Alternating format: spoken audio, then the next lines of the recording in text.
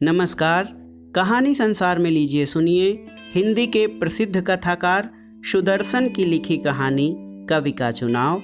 वाचन स्वर मेरा यानी अनुराग चौधरी का है। चांद और सूरज के प्रिय महाराज ने अपने नौजवान मंत्री से कहा, हमें अपने दरबार के लिए एक कवि की जरूरत है जो सचमुच कवि हो। दूसरे दिन नौजवान मंत्री ने नगर में मुनादी करा दी।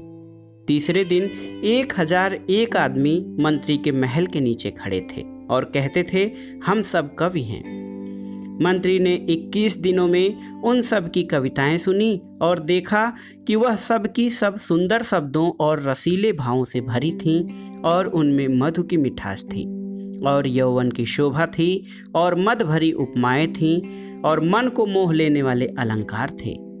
मगर उनमें सर्वश्रेष्ठ कौन है, नौजवान मंत्री इसका फैसला न कर सका। उसने एक दिन सोचा, 2 दिन सोचा, 3 दिन सोचा।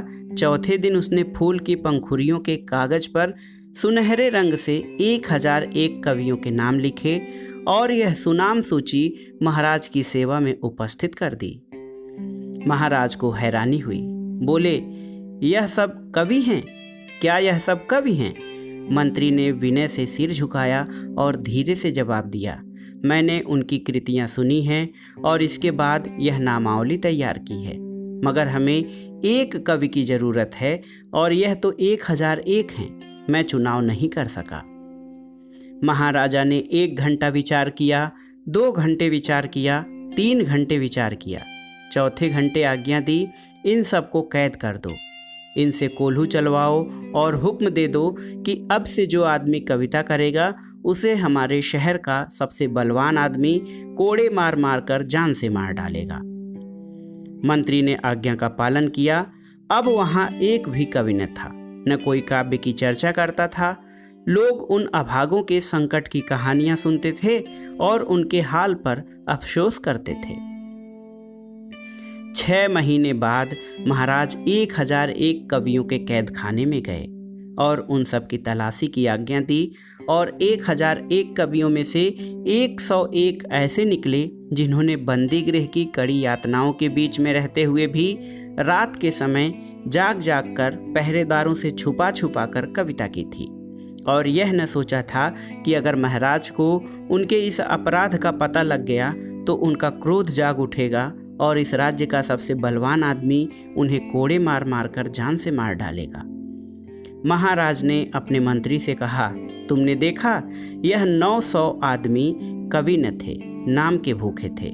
इनको 6-6 महीने की तनख्वाह देकर विदा कर दो और यह 101 आदमी किसी हद तक कवि हैं। इनको रहने के लिए हमारा मोर महल दे दो और देखो इन्हें किसी तरह की तकलीफ न हो। मंत्री ने ऐसा ही किया। अब यह कवि अच्छे अच्छे कपड़े पहनते थे, अच्छे अच्छे भोजन खाते थे और रात दिन रास रंग में लीन रहते थे। लोग उनके ऐश आराम की कहानियां सुनते थे और अपने दुर्भाग्य पर ठंडी आहें भरते थे। 6 महीने बाद महाराज अपने मंत्री को साथ लेकर एक बार फिर 101 कवियों के मोर महल में गए और उन सबको अपने सामने बुलाकर बोले, तुमने बेपरवाही के 6 महीनों में क्या कुछ कहा है, हम सुनना चाहते हैं। 101 आराम दासों में से सिर्फ एक ऐसा था जिसने मोर महल की इंद्र सभाओं में कोई भाग न लिया था और अपने मन के उद्गारों को शब्दों में बांधता रहा था। दूसरे शराब पीते थे और झूमते थे।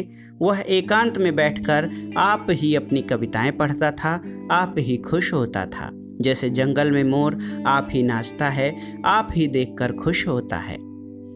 चांद और सूरज के प्यारे महाराज ने अपने नौजवान मंत्री से कहा, यह 100 आदमी भी कवि न थे, आराम के भूखे थे।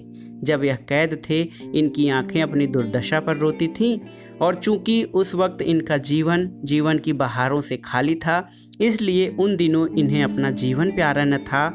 उस समय इन्होंने कविता की और उसमें अपने भाग्य के अंधेरे और अंधेरे के भाग्य का रोना रोया।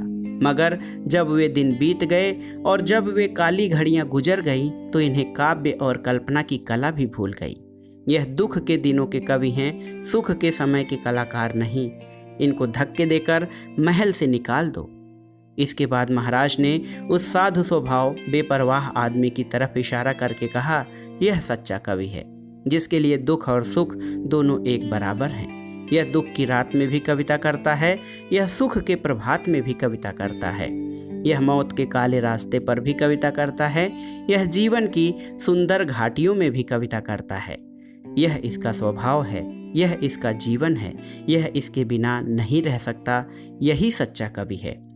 यह 1001 कंकरों में हीरा है। हमने इसे आज से अपना दरबारी कवि नियत किया है। हम इसे मुंह मांगी तनख्वाह देंगे। इसका काम केवल इतना है कि हमें हर रोज दरबार में आकर एक दोहा सुना जाया करे। कवि ने दरबार में जाकर महाराज को एक दिन दोहा सुनाया, दूसरे दिन दोहा सुनाया, तीसरे दिन दोहा सुनाया, चौथे दिन लिख भेजा, मुझसे इसकी इस तरह की कविता नहीं हो सकती। मैं उद्गारों का कवि हूँ, किसी की मर्जी का गुलाम नहीं। नौजवान मंत्री ने कहा, यह आदमी कितना अभागा है। मगर महाराज ने कहा, नहीं, यह अभागा नहीं, यह कवि है। अगर आज तेरा पिता मेरा पहला मंत्री जीता होता तो साहित्य मंदिर के इस पुजारी के पांव पकड़ लेता। यह आज़ाद है, यह आज़ादी की कविता करता है। जो गुलाम होगा वह गुलामी की कविता करेगा। यह आदमी दरबार में आए या न आए, इसकी तनख्वाह हमेशा इसके घर पहुंचती रहे। ऐसे उच्च कोटि के कलाकार का भूखा रहना मेरे राज्य का सबसे बड़ा अपमान है।